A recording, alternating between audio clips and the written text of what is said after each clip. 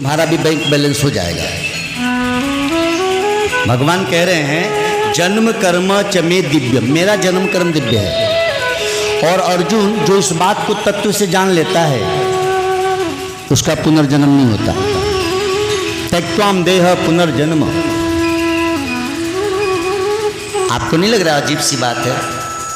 अच्छा, इसमें अजीब क्या है जान लीजिए। जैसे एक तो यह है कि भाई फलाने का बैंक बैलेंस जान लेंगे तो आपका बैंक बैलेंस बढ़ जाएगा, ये संभव नहीं है। लेकिन आपको यह पता लग जाए कि आपके बाप की जगह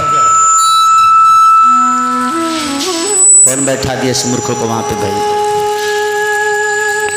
आपको ये पता लग जाए कि हमारे बाप दादा की जागीर कहीं पे है, संपत्ति। अब बताइए वो आपको मिल जाएगा कि नहीं? जानकारी जब तक नहीं तब तक तो उपयोग कर रहा है, लेकिन जैसे ही पता लग जाएगा भाई मेरे बाप की संपत्ति है, तो आपके बाप की संपत्ति आपकी हुई कि नहीं हुई? हुई ना। समझो हमारे पिताजी यहाँ से चले गए और मुझे पता लग जाए कि भाई उनकी संपत्ति यहाँ है, तो मेरी हो जाएगी कि नहीं? हाँ, भगवान भी यही कह रहे हैं कि वास्तव में मैं, अच्छा हम सब कहते भी त्वमेव माता च पिता त्वमेव, तो भगवान कह रहे हैं कि तू मेरे जन्म और कर्म को यदि तत्व से जान गया तो तू मेरा ही तो है। समझ रहे हैं? यदि तू मेरे जन्म और कर्म को तत्व से जान जाएगा ना तो तू मेरे जैसा हो जाएगा। और जैसे मेरा जन्म नहीं होता, अवतार लेते हैं भगवान, वैसे तेरा भी जन्म नहीं होगा। यानी भगवान के जन्म और कर्म में आपका हमारा जन्म और कर्म छुपा हुआ है। जैसे करोड़पति का बेटा, समझिएगा, एक राजा का बेटा बचपन में खो गया, भीख मांग रहा है, खा रहा है। अब उसके सिर पे चोट के निशान थे, वो खेलते खेलते छत से गिर गया था। राजा ने बहुत ढूंढा, मिला नहीं। 7-8 बरस का तो खोया था, 30 बरस का हो गया। और राजा के मंत्री ने ध्यान से देखा कि ये भिखमंगा तो हमारे राजकुमार जैसा है, उनके भी सिर पे चोट की निशान थे, इसके भी सिर पे है। गया था मंदिर दर्शन करने को, ये भीख मांग के खा रहा है। इससे पूछा किसका बेटा है? पता नहीं। कहाँ घर है? बोले पता नहीं। तो तू यहाँ कैसे? बोले बहुत साल पहले मेला में खो गया था, कुछ सैनिक मुझे लेकर भगे थे, मेरे पिता के दुश्मन थे, और मैं चिल्लाने लगा, मुझे जंगल में छोड़ दिया, तब से मेरा पता ही नहीं। अच्छा, कुछ देर के लिए विचार करें, वो आदमी आज तक तो भिखमंगा था, लेकिन जैसे ही उसके बाप की खबर मिली कि मैं राजा का बेटा हूँ, अब वो भिखमंगा रह गया। अभी भी उसके हाथ में कटोरे हैं, कपड़े भिखमंगे के हैं, लेकिन उसको याद आ गया, कह रहे मैं तो राजकुमार हूँ। तुरंत मंत्री को आदेश दिया कि अच्छे कपड़े मंगाए जाए, मेरे लिए रथ मंगाया जाए, सुंदर व्यवस्था की जाए। याद आ गया कि मैं तो राजा का पुत्र हूँ। ऐसे ही आप और हम भी हैं। हम माया में ये भूल गए, हम भी अपने परम पिता परमात्मा से बिछड़ गए हैं। माया हमको लेके भागी, संसार के जंगल में पटक दी। अब हम अपना असली बाप तो भूल गए। तो माई बाप तू दे दे, बाप तू दे दे, माई तू दे दे, भिखमंगाई तो करते हैं। हे माई कुछ दे दे रे, हम लोग भी यही करते हैं। पता न किसको किसको माँ बाप बनाते हैं, कितने जन्म बनाए, हर जन्म में कोई ना कोई माँ बाप मिला। और इंसान में नहीं, गाय बैल कुत्ता बिल्ली जब बने तो कोई माँ कोई बाप बना और छूट गया। ये माँ बाप तब तक छूटते हैं जब तक असली पिता की प्राप्ति न हो जाए। अच्छा, ये सारे माँ बाप मिलके भी हमारी गरीबी दूर नहीं कर पाते, हम हमेशा दुखी ही दुखी रह जाते हैं। लेकिन एक बार जिसको अपने असली परमपिता परमात्मा का पता मिल जाता है, वह आपके हमारे बीच में ही रहता हुए भी सुखी हो जाता है। जैसे यहाँ से अयोध्या की दूरी बहुत नहीं है, लेकिन जो बाबा जी लोग वहाँ बैठे हैं वो दुखी हैं क्या? देखिए क्या मोटे ताजे लाल लाल है। क्यों? वो अपनी असली पता पे पहुँच गए हैं। उनको फिक्र है गेहूँ की खेती बढ़िया हुई कि बुरी हुई, उनको फिक्र नहीं, उन्होंने गेहूं बोया नहीं, लेकिन घी वाली रोटी वही खाते हैं। पता कर लीजिएगा, आप और हम खा पाते हैं? नहीं। कारण क्या है? वह अपनी असली पिता के पता को जान चुके हैं और हम माया के जंगल में। कितना ही फर्क है। वो कुछ नहीं करते और सब कुछ उनके पास है। हम सब कुछ करते हैं फिर भी हमारे पास कुछ नहीं है। हम खूब मेहनत करके घर बनाते, उनका आश्रम जाके देखो बाबा जी लोग का क्या ठाक है। आप यदि नौकर रखो हाथ पैर दबाने के लिए तो कितना पैसा लेगा राम जाने, और फिर डर बना रहेगा कि तिजोरी खाली करके भाग न जाए। हाँ, और बाबा जी लोग क्या देखे बड़े बड़े चेले, यहाँ ये कैसे संभव है? उन्होंने जान लिया जन्म कर्म च मे दिव्यम मे वयो वेति तत्वतः। आपका और हमारा, भगवान कह रहे हैं कि मेरा जन्म भी दिव्य है और मेरा कर्म भी दिव्य है। हे मानव, हे जगत के जीवों, हे मेरे अंश, आप सबका जन्म दिव्य है। क्यों दिव्य है? जन्म दिव्य है तभी तो आप और हम इंसान बने हैं। बड़े भाग्य मानुष तन पावा। तो ध्यान देंगे, जन्म आपका हमारा दिव्य है। मानुष्य तन मिला है यानी हम सबका जन्म दिव्य है। भागवत भगवत गीता सुनकर पढ़कर गुरु के द्वार जाकर मंत्र लेकर जप करके करना क्या है? ये सब क्यों? हमारे कर्म भी दिव्य हो जाए। जन्म आप सबके दिव्य हैं, आपके हमारे सभी के, हमारे कर्म भी दिव्य हो जाए। मैं एक निवेदन करूं आपसे, जब भी हम धरती पे जन्म लेते हैं, हम ही नहीं, किसी भी जाति किसी भी धर्म में जो भी बच्चा जन्म लेता है, वेद कहते हैं कि वो साक्षात ईश्वर स्वरूप होता है।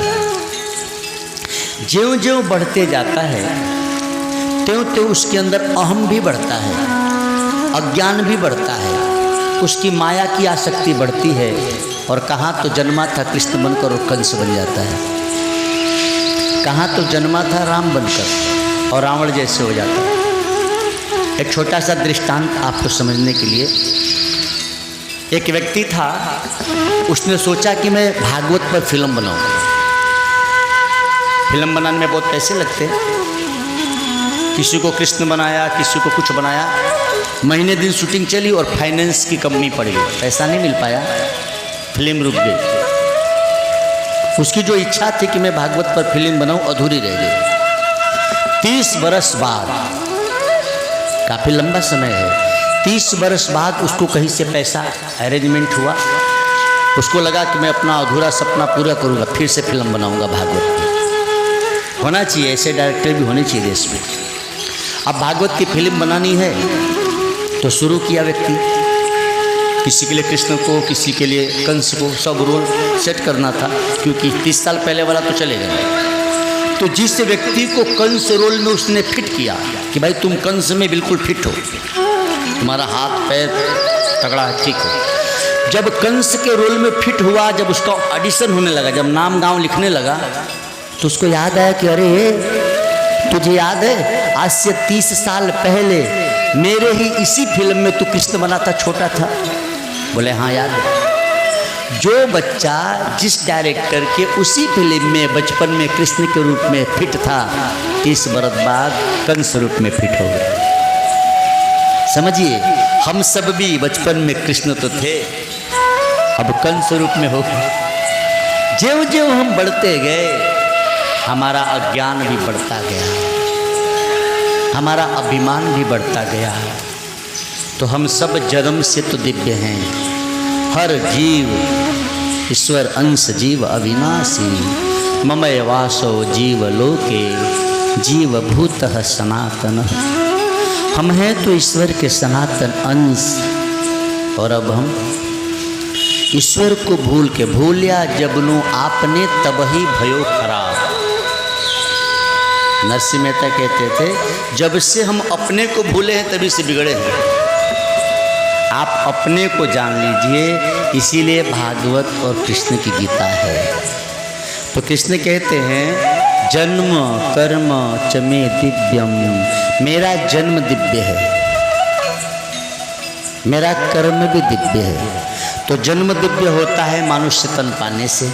कर्म कैसे दिव्य होता है? कर्म दिव्य होता है शास्त्र अनुसार कर्म करने से। कर्म दिव्य होता है कर्म करते समय आसक्ति रहित होने से। कर्म दिव्य होता है कि हमारे कर्म से किसी को दुख न पहुँचे, ऐसे ही हम कर्म करें। ये कर्म की दिव्यता है। भगवान कहते हैं कि मेरा कर्म दिव्य है। भगवान प्यार से भी लोगों को ताड़ते हैं और मार से भी लोगों को ताड़ते हैं। कन्हैया जब मथुरा पहुँचे, कुब्जा जी को प्यार करके संवार दिया और कंस मामा को मार के भी ताड़ दिया। उद्देश्य क्या है? सबका भला करना। कुब्जा को प्यार करके ताड़ते हैं और मामा कंस को वार करके ताड़ते हैं, भला ही करते हैं। तो भगवान कहते हैं जन्म कर्म च मे दिव्यम, मेरा जन्म और मेरा कर्म दोनों ही दिव्य है। अब आपको हमको भी अपना कर्म दिव्य बनाना है। आपको निवेदन करें, हम सबका अवतार है, आप सबका। अवतार शब्द का अर्थ क्या है? अवतार संस्कृत शब्द, अवतरते हित ही अवतार। अवतार का अर्थ होता है जो अपनी महिमा से नीचे आके लोगों की भलाई का कार्य करने लगे, उसे अवतार कहते हैं। अब देखें आपका हमारा भी अवतार कैसे। समझो आप सड़क से जा रहे हो, बरसात का दिन, या यूँ मान लीजिए कि सड़क से जा रहे, रात का समय हो, आप ध्यान नहीं दिए और आप गड्ढे में गिर गए। गड्ढे में पानी है, बहुत दलदल जैसा है, कीचड़ है। आपने कईयों को आवाज़ दिया, कोई आपको बाहर निकाल नहीं रहा है। क्यों नहीं निकाल रहा है? कि कौन कीचड़ में जाए। कईयों को आपने आवाज़ दिया है, आपको लोग नहीं निकाल रहे हैं। इतने में कोई बड़ा आदमी मर्सिडीज गाड़ी से आया, आपने हाथ दिया, उसने गाड़ी रोकी, वो अपने अच्छे कपड़ों की परवाह नहीं किया, तुरंत उस दलदल में उतर गया आपको निकालने के लिए। खुद कीचड़ निकाल लिया, लगा लिया आपको कीचड़ से बाहर निकालने के लिए। अच्छा, जैसे वो व्यक्ति आपका हाथ पकड़ के जब बाहर निकालता है, आपके मुख से अनायास निकलेगा कि भाई आप तो मेरे लिए अवतार लेके चले आए महाराज, आप कोई जान पहचान भी नहीं और आपने मेरे लिए इतना किया। यानी अपनी महिमा से नीचे आकर हमारी भलाई का काम करते हैं गोविंद, इसीलिए अवतार है। कहाँ तो गोलोकवासी हैं, कहाँ तो आनंद कंद हैं, और कहाँ तो हमारे लिए दुख सहते हैं। कहाँ तो हम भी भगवान उनके सुख राशि हैं, उनके संग रहते थे, और कहाँ तो अपनी महिमा से अच्युत हुए माया में जन्मे हाय हाय करते हैं। ये तो अवतार ही है। कर्म को दिव्य बनाइए। तो कर्म दिव्य बनाने के लिए आपको भगवत गीता पढ़नी पड़ेगी। गीता में कर्म के 3 प्रकार बताए गए। कर्मणाहोपि बोद्धव्यम, बोद्धव्यम च विकर्मणः, अकर्मणश्च बोद्धव्यम, गहना कर्मणो गति। कर्म की 3 गति है। एक होता है कर्म, शास्त्र वेद संत अनुसार जो करते हैं, धर्म अनुसार जो करते हैं वो कर्म। एक हो गया कर्म। एक होता है विकर्म, यानी जो शास्त्र विरुद्ध कर्म करते हैं, संत और शास्त्र के विरुद्ध करते वो विकर्म। और तीसरा होता है अकर्म। अकर्म का अर्थ है शास्त्र सम्मत कर्म किए, लेकिन उसमें से मेरापना हटा दिया, क्योंकि अच्छा कार्य करके भी उसमें मैंपना मिलाते हैं तो कहीं न कहीं अभिमान के भाजन हो जाते हैं। इसीलिए अच्छा कर्म करने के बाद भी उसमें से अपनापना हटा दिया कि मैंने नहीं किया, जो कुछ हुआ प्रभु तेरी मर्जी से। जब भी राम जी हनुमान जी को कहते हैं कि हनुमंत तुमने बड़ा उपकार किया, हनुमान जी हाथ डोलते कि नहीं प्रभु, ये तो सब आप करते हैं, आपकी कृपा है। यानी हनुमान जी अकर्म में स्थित हैं। जब भी कुछ करते हैं तो ये नहीं कि मैंने किया, आपने करवाया, प्रभु आपने किया, मैं भला कैसे कर सकता हूँ। तो हनुमान जी अकर्म में स्थित होते हैं। आप और हम भी आज के बाद जो करिए, मैंने किया इसका बोझा सिर पे न रखिए। अच्छा, हम सब गेहूं की खेती की, गेहूं काटे, सिर पे बोझा लेकर आए तो लाके पटक दिए कि रखे रहे?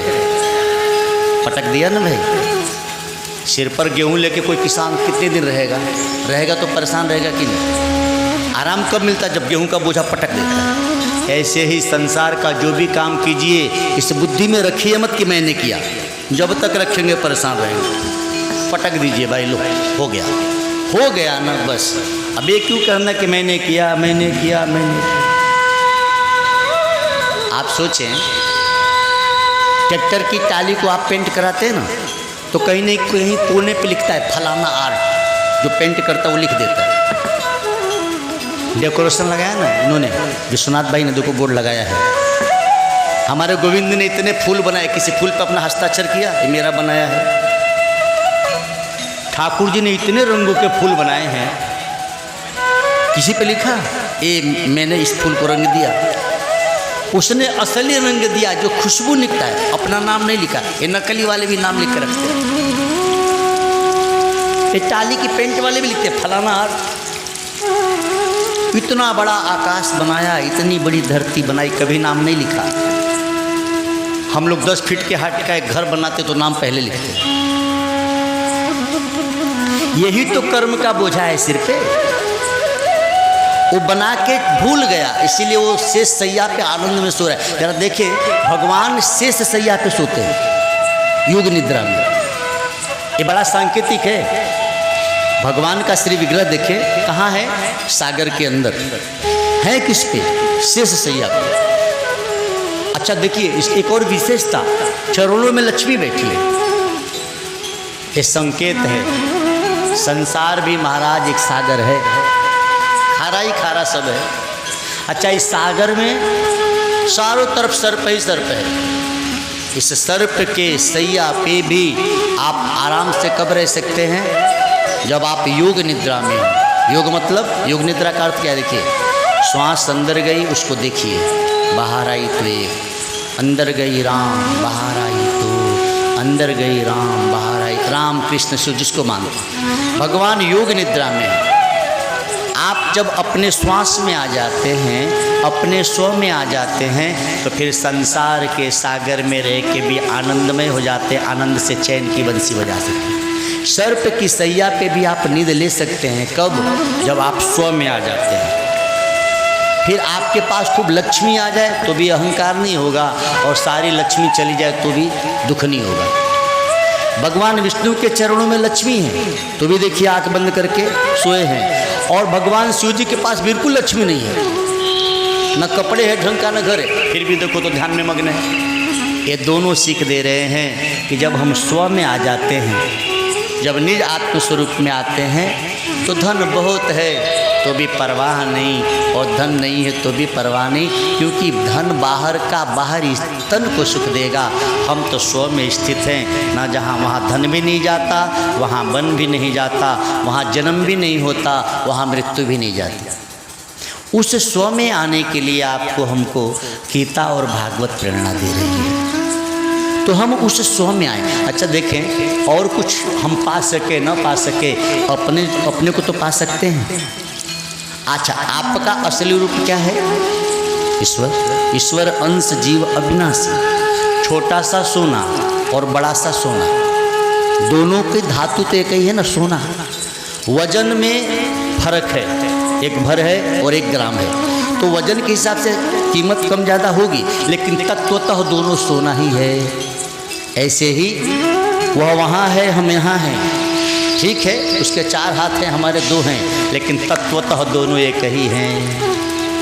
वो बड़ा है तो उसकी बड़ी महिमा है, उसके लिए बड़ा मंदिर बन गया। हम छोटे तो हमने छोटी सी झोपड़ी बना ली, लेकिन तत्व से देखा जाए, गले में का हार बड़ा है, नाक में की नथिया, अब जितना बड़ा मंगलसूत्र उतना बड़ी नथिया तो नहीं पहनेगा ना कोई, लेकिन नथिया और मंगलसूत्र दोनों सोना है कि नहीं? है ना। हे वैकुंठवासी, हे गोलोकवासी, आप भले दूर हो, हे कैलाशपति, जो आप हो वही मैं भी हूँ। जय सिया राम। ऐसा ऊंचा ज्ञान है भागवत में, ऐसा ज्ञान राजा परीक्षित को मिला। ऐसा ज्ञान जब हमको आपको मिलता है, तब हम मृत्यु से पार हो जाते। कदर धत अपने को जानते नहीं थे, भूलिया जबनु आपनो तभी भया खराब। जैसे ही अपने आप को जाना, आप उसको जानोगे तो अपने को जान लोगे, और अपने को जानोगे तो उसको जान लोगे। उसको जानने के लिए अपने को जानिए, या तो अपने को जान लेना तो उसको जानिए, दोनों है एक का एक। तो जन्म कर्म चमे दिव्यम, दोनों दिव्य है। अब कहते हैं मैं व यो वेति तत्वतः, यही तत्व है। ईश्वर का तत्व क्या है? ईश्वर का तत्व यह है कि जो वो है वह आप है। आत्मा और परमात्मा शब्द भिन्न भिन्न हैं, तत्व से दोनों एक है। अपनी तरफ कहते हैं तो आत्मा और सबकी तरफ कहते हैं तो परमात्मा। शब्दों में भिन्नता है लेकिन तत्वतः दोनों एक है दोनों एक। बेटे की माँ और मेरी पत्नी, हम कहें ये मेरी बेटे की माँ है, या ये कहें कि ये मेरी पत्नी है। शब्द अलग अलग है लेकिन दोनों एक है कि नहीं है? आप अपने घर पे कोई रिश्तेदार है तो उसको कहो कि ये मेरे बेटे की माँ है, अच्छा समझ गया वो आपकी कौन है। या डायरेक्ट आप कहो कि भाई ये मेरी धर्म पत्नी है। दोनों शब्द अलग अलग हैं लेकिन तत्वतः देखा जाए तो दोनों एक है। ऐसे ही अपने को हाड़ मास की शरीर मत मानिए, अपने को वर्मा शर्मा ब्राह्मण क्षत्रिय ठाकुर नहीं मानिए, अपने को भारत का अथवा अंबेडकर नगर का बनारस का मत मानिए, अपने को ईश्वर का मानिए और ईश्वर को अपना मानिए, बस काम हो गया। फिर त्यक्त्वाम देहम पुनर्जन्म, फिर पुनर्जन्म आपका नहीं होगा, फिर से आपको जन्म नहीं लेना पड़ेगा। आपके एक लोटा जल आप अपने घर से लीजिए, ठीक है, और मैं आपसे कह दूं कि इस एक लोटा जल को सागर बना दूं, क्या तरीका होगा आपके पास? मैं बना दूंगा। आप एक लोटा मुझे जल दे दो, अभी मैं उसको सागर बना दूँ। आप कर सकते हो? नहीं कर सकते हो। आप सोचिए एक लोटा जल सागर कैसे बनेगा? एक लोटा घर से जल लीजिए, ले जाकर सरजू जी में डाल दीजिए। एक लोटा हम अपना जल सरजू जी में डाल दें, अब वो क्या हो गया? सरजू जल हो गया ना। और सरजू आगे जाके कहाँ मिली है? गंगा और बंगाल की खाड़ी। और आगे जाके क्या हो गया? एक लोटा जल सागर बना दिए हम। आप भी बना लेंगे ना? हम हैं तो एक लोटा जल, हम हैं तो एक जीव। जैसे एक लोटे जल को हम सागर बनाने में सक्षम हैं, वैसे ही यह जीव भी हम शिव बनाने में सक्षम हैं। बस डाल तो दो, उसमें डाल दीजिए। उसमें से एक लोटा जल निकाल के लाओगे तो वो बढ़ेगा नहीं। 10 दिन रख दो तो सूख जाएगा। जय श्री राम। ये हाल हम लोग का है। हम उससे दूर आए हैं, इसीलिए 50 वर्ष 100 वर्ष में मर जाते हैं। सरजू से एक लोटा जल लाइए, 1-2 महीने में सूख जाएगा कि नहीं? ज़्यादा लाएंगे तो 1-2 साल में सूखेगा। लेकिन एक लोटा जल सरजू में डालिए, कोई सुखा के दिखाए? पड़ने दो गर्मी। हम उस परमात्मा से निकले हैं इसलिए मरते हैं। गोविंद क्या कह रहे हैं? त्यक्त्वाम देहम पुनर्जन्म। एक बार अपने को उसमें मिला देंगे, पुनर्जन्म नहीं होगा। फिर आप सागर हो जाएंगे ना। सागर वाला सूखता है, जो बड़ा है सो है। देखो गंगा में बाढ़ आती है, सरजू में बाढ़ आती है, सागर उनसे बहुत बड़ा है, कभी बाढ़ नहीं आती। जब तक शरीर में है कभी कभी अहंकार आए, लेकिन जब अपने स्वरूप को पा जाएंगे, जब ज्ञान के सागर बन जाएंगे, तो आपको न क्रोध आएगा, न लोभ आएगा, न मन में विकार आएगा, न मन में कोई कुछ पाने की इच्छा रहेगी, न कुछ त्यागने का अभिमान रहेगा। न पाने की इच्छा हो, न त्यागने का अभिमान हो, यही तो ज्ञान है।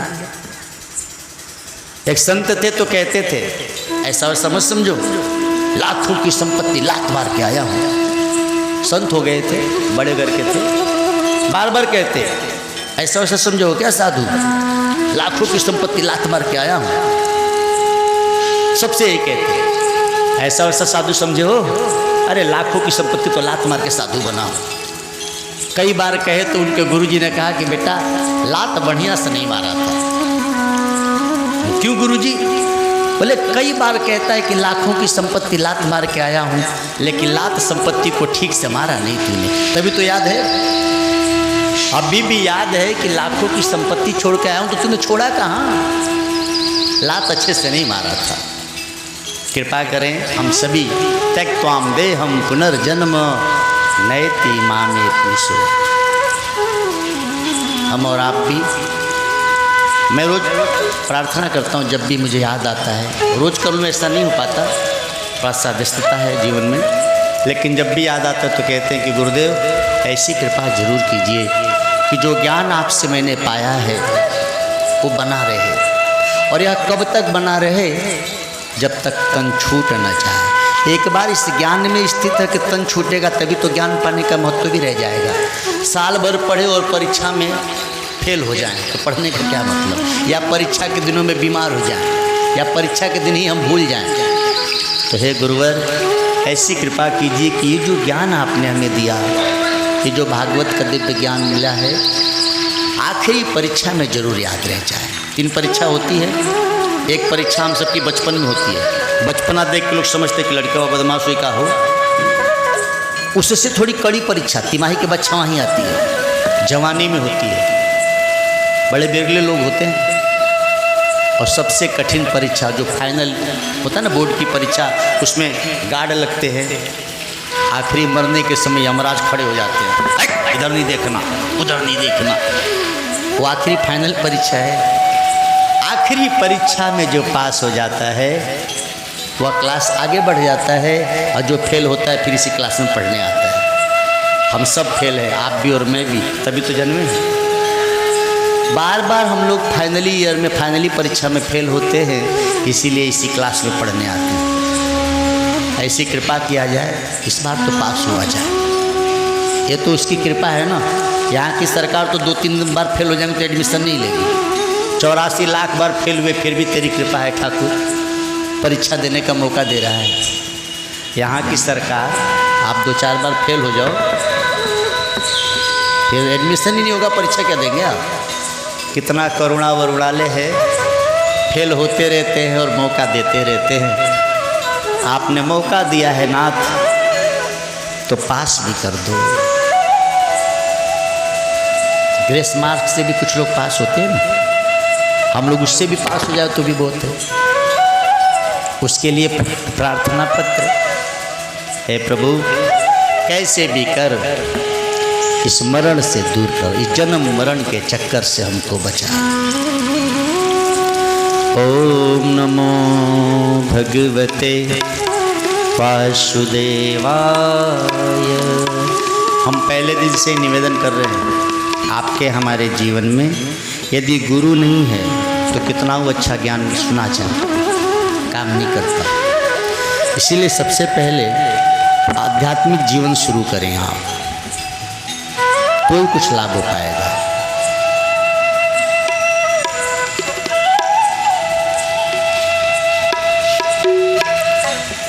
हे श्री कृष्ण गोविंद हरे मुरारे, हे नाथ नारायण वासुदेव। श्री कृष्ण गोविंद हरे मुरारी, हे नाथ नारायण वासुदेवा। सर्वत्र येहि स्वर गूंजता है, सर्वत्र येहि स्वर गूंजता है। गोविंद दामोदर माधवेति, सर्वत्र येहि स्वर गूंजता है। गोविंद दामोदर माधवेति, गोविंद दामोदर माधवेति, गोविंद दामोदर माधवेति, गोविंद दामोदर माधवेति, गोविंद दामोदर माधवेति। हे कृष्ण हे यादव हे सखेति, हे कृष्ण हे यादव हे सखेति।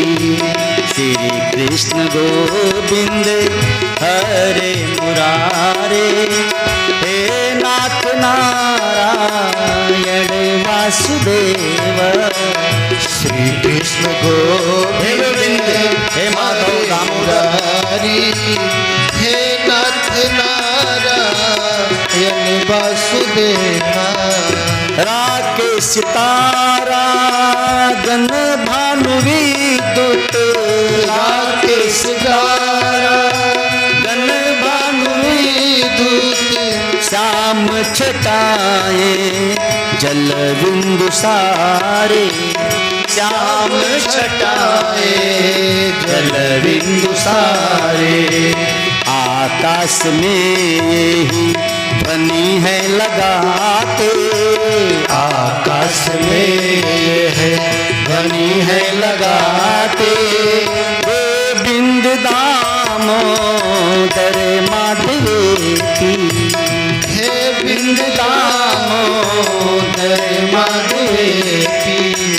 गोविंद दामोदर माधव की गोविंद दामोदर मधुरेती गोविंद दामोदर माधव की गोविंद दामोदर मधुरेती हे कृष्ण हे यादव हे सखेती हे कृष्ण हे यादव हे सर्वत्र ही स्वर गूंजता है सर्वत्र ही स्वर गूंजता है गोविंद माधव गोविंद दामोदर माधव की गोविंद दामोदर मधुरेती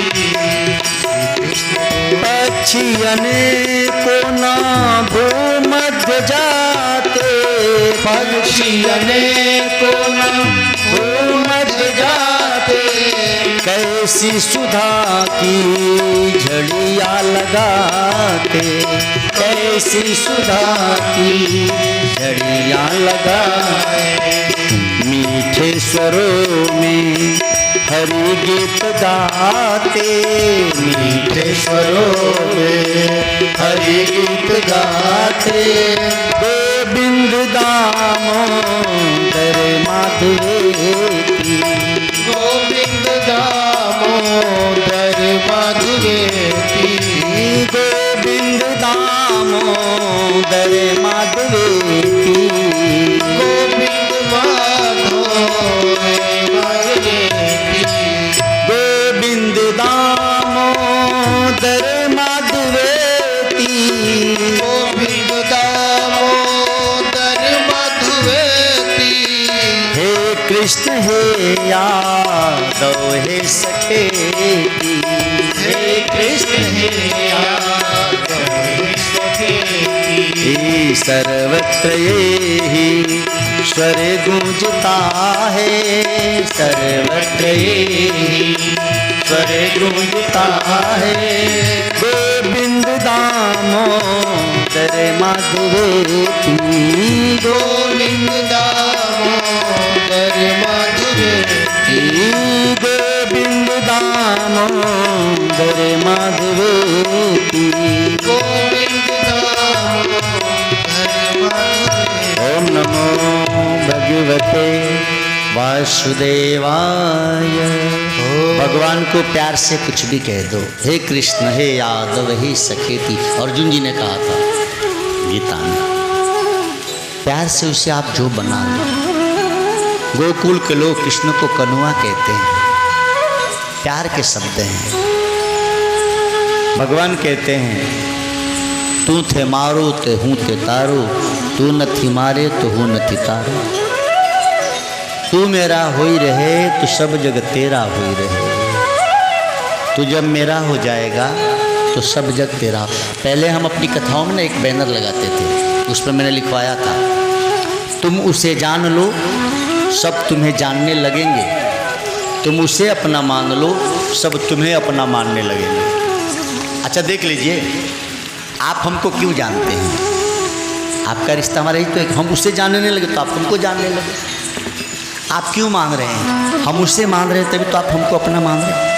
जो ईश्वर को जितना अधिक मानता है बिना कहे संसार में उसको उतना अधिक लोग मानने लग जाते हैं।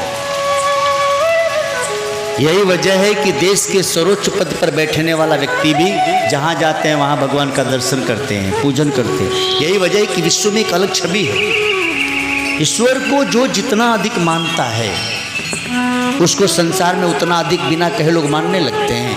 ईश्वर को जो जितना अधिक करीब से जानता है उसको बिना कहे संसार के लोग जानने लगते हैं। स्वामी विवेकानंद जी को हम लोग क्यों जानते हैं?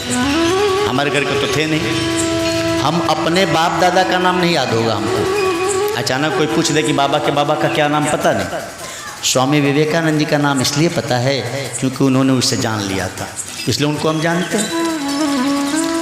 आप उसे जान लीजिए, लोग आपको जानने लगेंगे। आप उसे अपना मान लीजिए, लोग आपको भी अपना मानने लगेंगे। एक हाथी पुकारता है, श्रीमद् भागवत की कथा आती है। त्रिकूट पर्वत पर गजेंद्र रहता है। अच्छा विचार करें, हाथी भला पहाड़ पे रहेगा?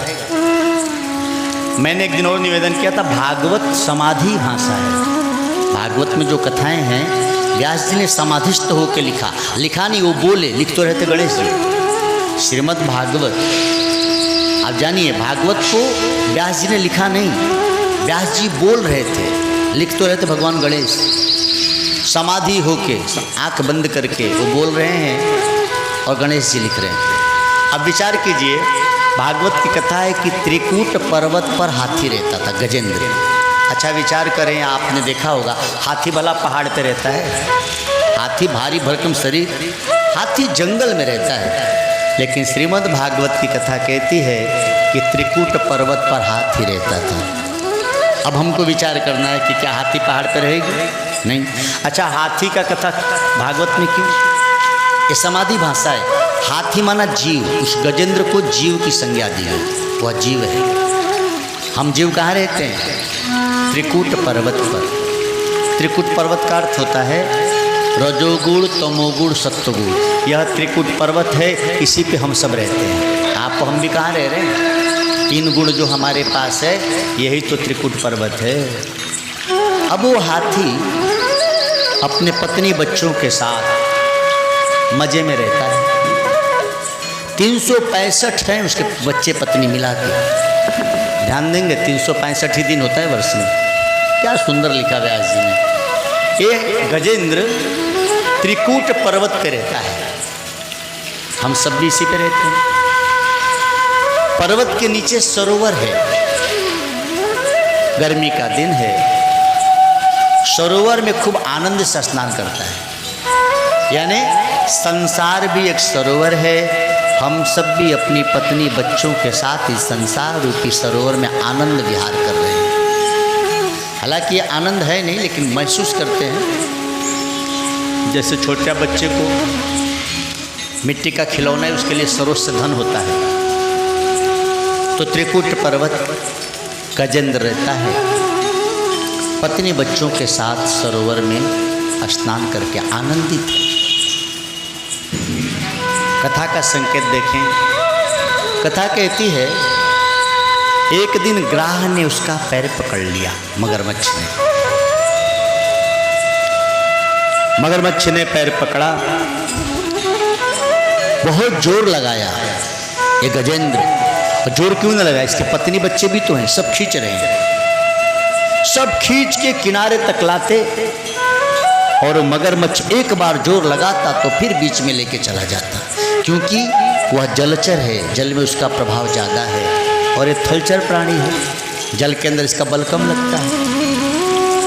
आप और हम धरती पे जितना तेज दौड़ेंगे पानी में दौड़ पाओगे? नहीं। लेकिन मछली पानी में जितना तेज दौड़ेगी वो धरती पे दौड़ पाएगी? नहीं। वो जल वाली है, वो जल में दौड़ेगी। हम थल वाले, हम थल में दौड़ेंगे। हाथी बहुत मेहनत कर रहा है लेकिन छूट नहीं पा रहा है। कथा कहती है कि 1 महीने तक ये संघर्ष चलता रहा। सांकेतिक बात है, हम सब भी संसार रूपी सरोवर में पत्नी बच्चों के साथ बड़े आनंद में रहते हैं। हम भूल जाते हैं कि काल रूपी ग्राह हमारा पैर भी पकड़ेगा। अच्छा देखें, जब काल रूपी ग्राह पैर पकड़ता है तो पत्नी बच्चे बड़ा प्रयास करते हैं कि बचा लिया जाए। 1 महीने तक प्रयास चलता रहा, लेकिन जब पत्नी बच्चों को लगा कि नहीं बचेगा तो उसको छोड़ के घर जाने लगे। अभी वो जिंदा है। हाथी ने कहा तुम मुझे छोड़ के कहाँ जा रहे हो? सबने कहा तो क्या करें, या तो अंदर ही चले जाओ या तो बाहर ही आ जाओ, तुम्हारे लिए हम कब तक भूखे रहेंगे। ध्यान देंगे माई बाप, बुढ़ापा में जब आपकी हमारी भी तबीयत बिगड़ जाती है और जब हम खाट पे हो जाते हैं ना, 1-2 महीने बच्चे सेवा करेंगे, बहू सेवा करेगी, बाद में लोग सेवा से उब जाते हैं, सोचते या तो मरी जाएं या तो ठीक हो जाए। ये हम सबकी कथा है। 1 महीना 2 महीना तो भाई खूब सेवा हो, लेकिन जब 6 महीना खाट पे आप हो जाएंगे ना, तो आपका बच्चा घूम घूम कहेगा बाबू को दुखा देख ना जात बा। मतलब अब मरी जाए तो ठीक। इसके कहने का मतलब कि बाबू का दुख देखना जात बा। अरे सीधे शब्दों में कहा कि सेवा करने से थक गया हूँ। हाँ, कैसे लोग हैं। ये भगवत कथाएं इसीलिए सुनना चाहिए कि समय से पहले सावधान हो जाइए। आपने देखा होगा सड़कों पे आगे मोड़ होता तो पहले लिखा होता है सावधान, है ना, आगे अंधा मोड़ है, गति धीमे करके चलिए। श्रीमद् भागवत की कथा कहती है सावधान, आगे यही होने वाला है, अब इससे भजन करते हुए चलिए। आगे हम सबके साथ ही होगा। बीमार आप और हम पड़ जाएंगे ना, जब काल और बीमारी रूपी ग्रह जब पैर पकड़ेगा तो बच्चे 1-2 महीना तो दवा कराएंगे, PGI ले जाएंगे, दिल्ली ले जाएंगे, कहाँ कहाँ, लेकिन देखेंगे कि अब ठीक नहीं हो रहे हैं तो कहेंगे कि महाराज 1-2 महीने तो आप पानी मांगोगे फटाक से मिलेगा, लेकिन 2-3 महीने बाद खटिया पे बैठे हो पानी मांगो क्या चिल्लाता हुआ हो। 1-2 महीना तो पानी देंगे और उसके बाद जब खटिया पे पानी मांगो ना, ऐसा ढांटेगा कि पड़ोसी भी सुर के दम क्या चिल्लाता हुआ, कोनो काम तो हो ना ले। ये होने वाला है। मेरी डांट तो थोड़ी सी थी, हम तो पराए हैं ना, डांटे थोड़ा हिले आप। सोचिए जिस बच्चे को पाल पोस के बड़ा करते हैं, जब वो डांटता है तो कैसा लगेगा। इसीलिए वो डांटे से पहले ही हम मन को समझा लें तो कितना अच्छा। ये कथा सुनने का ही लाभ है कि कभी भगवान न करे जीवन में ऐसा घड़ी आए तो भागवत तो याद रहेगी, भले आप खाट पे रहेंगे, बेटा न सुने बहू न सुने तो याद कीजिएगा कि अरे प्रभु मैंने पहले ही सुन लिया है, मुझे इस बात का दुख नहीं है। बेटा सेवा करे तो खुश मत होइए, और बेटा यदि आपको सेवा नहीं करता है, अपमान करता है तो दुखी मत होइए। ये सब लेना देना है। बहुत सेवा करेगा तो तुमको आके सेवा करना पड़ेगा। आज बेटा सेवा कर रहा है तो कल तुम उसके बेटे बन के सेवा करोगे। नहीं सेवा करो तो खुश होइए कि चलो भला इसी जन्म का हिसाब किताब पूरा। दुखी मत होइए, आनंद मनाइए। ज़्यादा सेवा कर रहा है तो सावधान रहिए, ये तो करत बा फिर लगत जन्म ही के पड़ी। आज एक सज्जन हमारे यहाँ गए थे मिलने आपके गांव के, तो हमसे कहे महाराज जी सर दबा दें, हमने कहा चरण दबा दे। हमने कहा नहीं भाई, काहे हमको बार बार जन्म लेना चाहते हैं। अरे आप करोगे फिर आपके लिए मुझे करना पड़ेगा। उसके द्वार पे कोई ब्राह्मण क्षत्रिय नहीं है, सबका लेखा जोखा एक जैसे है। कई मेरी बिरादरी के लोग ना, कई कथाकार कहीं जाते ना, पैर दबाओ हाथ, अरे पागल बधेगा तो आना पड़ेगा। किसी से बेवजह सेवा मत लीजिए। हमारे साथ इतने बच्चे रहते हैं, हम कोई सेवा लोग से नहीं लेते। अपना काम खुद करे भाई। ये अभी सेवा कर देंगे, बाद में इनके लिए मुझे आना पड़ेगा, हिसाब तो देना ही पड़ेगा। क्या जरूरत है। ये नहीं कि चलो भाई भला चेला कह रहा है दबाने को, ले बेटा दबा। अरे अभी तो मजा आ रहा है, बाद में तू भी तो दबाएगा।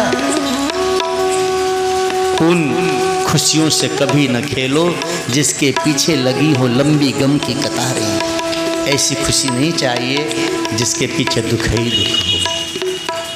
गजेंद्र कहता है कि मुझे छोड़ के क्यों जा रहे हो। पत्नी बच्चे कहते तो क्या करें, हम भी मरे, या तो बाहर आओ या तो अंदर चले जाओ। और देखिए कैसा दुर्भाग्य, पत्नी बच्चे छोड़ के चले गए।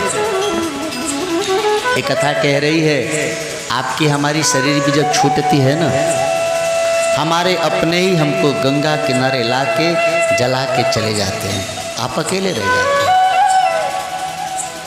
श्रीमद् भागवत की कथा कहती है कि पत्नी बच्चे छोड़ के चले जाएं, उसके पहले ही सावधान हो जाओ। आज इस गजेंद्र को अब ईश्वर की याद आई, यानी पति अच्छा एक तरीका है, मरते समय भी ध्यान रखें आप। कई बार ना जब लोग बुढ़ापा होती है तो कहते हैं फलाने को बुला दो देख लूँ, फलाने को नहीं, ऐसी बेवकूफ़ी आप मत कीजिएगा। शरीर जब छूटने लगे पहले से अनुभव हो जाता है कि अब हम नहीं बचेंगे, ये सबको अनुभव हो जाएगा। जो ज़्यादा सात्विक होगा उसको पहले अनुभव होगा, पापी आत्मा को बाद में इन समय पे आता है, लेकिन पहले खबर हो जाती है। आप डरिए नहीं तो मैं आपको बता दूं कि आप कब मरोगे, आप जान जाओगे। भविष्य पुराण में वर्णन है, कभी कभी आप सुनो ना फलाने संत ने बता दिया था मैं मरूंगा, तो फोन थोड़ी आया था उनके यहाँ। ये विधि है वेदों की, आप डरो नहीं तो मैं आपको बता दूँ। डरिएगा नहीं भाई, उनके जो कथा में बोले बुढ़िया में रोने लगी, भाई बाप तुरंत जान जाएंगे आप। बता दूं ना, देखिए कितना डर है। ओम नमो भगवते वासुदेवा। देखिए बात कहाँ चल रही थी, कहाँ चली गई, लेकिन दिमाग में नोट कीजिएगा। हम सबके साथ होगा क्योंकि हम सब मरने वाले हैं। मरने के ठीक 9 महीने पहले, वैसे तो 1 साल का वर्णन है, 1 साल पहले से ही अरुंधति तारा दिखना बंद हो जाता है। अब छोड़ो उसको, झमेले में कौन पड़े। 9 महीने पहले सबके साथ होगा, याद कीजिएगा। जिस दिन आपको सपना आए कि मेरी शरीर गधे पे बैठ के जा रही है, कैलेंडर पे टिक मार दीजिए, जीवन के बस 9 महीने बचे हैं। होगा पक्का सबके साथ, याद रखिएगा। लेकिन 9 महीना भी बहुत हम भूल जाते हैं, हम जीव हैं। ठीक 6 महीने बाद भगवान कितनी बार अल्टीमेट देता है, देखिए। ठीक 6 महीने बाद पुनः आपको एक बार स्वप्न आएगा, आपकी शरीर दलदल में धंसते जा रही है। जिस दिन ऐसा स्वप्न आए, कैलेंडर पे टिक मार दीजिए। अब जीवन के 6 महीने बचे। 6 महीना भी बहुत होता है। आपने कभी प्रयोग नहीं किया वो तो अभी करें। ऐसे कान पे हाथ रख के देखें, आंधी जैसी आवाज़ आती है। ऐसा रख के देख लीजिए, आ रही है ऐसे आंधी जैसी आवाज़। यह प्राणों की ध्वनि है, 7 दिन पहले ही बंद हो जाती है। हम रोज़ चेक कर लेते हैं, और जिस दिन मेरा बंद हो जाएगा मैं काशी चला जाऊँगा, सब बंद कर दूँगा। आप भी चेक कर लो। हमारा बहन बोला था, यह बोल रहा है मतलब 7 दिन के पहले मुँह नहीं मरेगा पक्का। चेक कर लो। हम ऐसे ही कहे, एक बुढ़िया माई चेक की, हमारा बोलत बा महाराज, वो लगी रोने। हम कहे भगवान तो मुसीबतें हो गई। ये प्राणों की ध्वनि है, 7 दिन पहले ही बंद हो जाती है। महापुरुष इसको चेक करते रहते हैं रोज। तो आप रोज चेक करेंगे तो जिस दिन बंद हो जाएगा, यदि आप ज्ञानी हो तो बता देंगे भाई फलाने दिन में मरने वाला हूँ। यह प्राणों की स्वर है, ये 7 दिन पहले ही बंद हो जाता है। ऐसे नहीं, ऐसे करोगे तब समझ में आएगा। ऐसे करेंगे किससे समझ में आएगा? ऐसे करेंगे ना तो आप बाबा सुनात बना हो। हाँ महाराज, ओम नमो। अब बात तो भागवत की थी, हम भविष्य पुराण तक चले गए, लेकिन जानकारी होनी ही चाहिए। ये जानकारी आपके लिए अच्छी है, मैं भी रोज चेक कर लेता हूँ एक बार। ओम, जिस दिन बंद, मौन, आराम से अपने राम में आराम पाइए। क्या जरूरत है बहुत कथा करने से भगवान नहीं मिलेगा। ये तो ब्राह्मण कुल में जन्मे हैं, नहीं कि ये नहीं है कि मैं कथाकार हो गया और तो मुझे भगवान मिले, बिल्कुल झूठी बात। दुनिया का सबसे छोटा काम है उपदेश देना, सबसे छोटा काम है। अब बड़ा आसान है किसी को उपदेश दे, अपने जीवन में है ही नहीं, दूसरे को देते रहते हैं। ये जितने उपदेशक हैं ना, इनके जीवन में इनका उपदेश आ जाए तो देश स्वर्ग बन जाएगा। बड़ी समस्या है, दूसरे को खाली कहते हैं, खुद नहीं करते। काशी में हमारे यहाँ तो बहुत जगह वगैरह होती है। हम छोटे थे तो मुझे एक रुद्र महायज्ञ में ले गए लोग। हमने चाचा जी से कहा कि मुझे बोलने मत दीजिए, मैं थोड़ा सा बहुत कड़वा व्यक्ति हूँ। नहीं तुम बोलो, काफ़ी छोटे से बोल लेते हैं। तो मेरे पहले काशी का एक नियम है, काशी में विद्वानों को तौला जाता है। वहाँ जो विद्वान बैठा है, जिस प्रसंग को बोल के नीचे उतरेगा, दूसरा वहीं से शुरू करेगा। आप अपना मनमानी नहीं बोल सकते। जानबूझकर बिरहा वालों के जैसे वैसा कुछ कठिन बोल के उतर जाते हैं कि जो पीछे से आए बोलने उसको तकलीफ हो जाए। तो हम जब गए तो हमसे पहले जो बोल रहे थे वो दान पर बड़ा लेक्चर दिए। कल भाई देखो यज्ञ हो रही तो दान पे ज़्यादा बोलते कि धन आए। तो हमने उनसे कहा कि ये बताओ, दान से ही तो ये सब काम चल रहा है ना, सब लोगों ने तो दिया है, और जो दिए हैं उन्हीं को कह रहे कि और दो। आप लोगों ने भी कुछ दिया है कि खाली लेने आए हो? तो बाबा लोग तो खाली लेने ही गए थे। आप भी कहिए कि आपको जो मिलेगा इसमें से भी इतना दान कर दें, तब तो सही है ना। हम देंगे ही नहीं, खाली दूसरे को कहते हैं दान करो। नहीं, यह नियम सबके लिए है। हम सबको अपने कमाई का कुछ अंश ईश्वर और धर्म के लिए लगाना चाहिए। मैं भी अपने कमाई का अंश लगाते रहे, सब बांटते रहता हूँ लोगों को। इसीलिए रोज यंत्र बांटता हूँ, शंख बांटता हूँ, कुछ ना कुछ देते रहता हूँ। मेरा काम है धर्म प्रचार करें। हम ब्राह्मण हैं हम तो। गजेंद्र की कथा ये सीख देती है कि जब मरना हो तो अकेले में मरिए। बहुत भीड़ आपको घेर के लोग खड़े हैं, उस समय प्राण छूटेगा, पता न किसके अंदर मन अटक जाएगा और फिर आना पड़ेगा। इसीलिए बुद्धिमान व्यक्ति को चाहिए जब शरीर छूटने का समय आएगा आपको अनुभव हो जाएगा कि अब शरीर छूटने वाला है। युक्ति से इशारा करके या बोल सकते हो तो बोल के सबको कहीं ना कहीं भेज दे। अकेले में शरीर को छोड़ोगे तो उस एक ईश्वर को पा जाएंगे आप। लेकिन लोगों के भीड़ में लोग चारों तरफ से घेर के रखे हैं। यह मोह है, उसको बुला दो, उसको बुला दो, उसको देख ले। अरे अब तक देख के कुछ नहीं किया तो मरते समय देखे तो फिर मोह में पड़ोगे।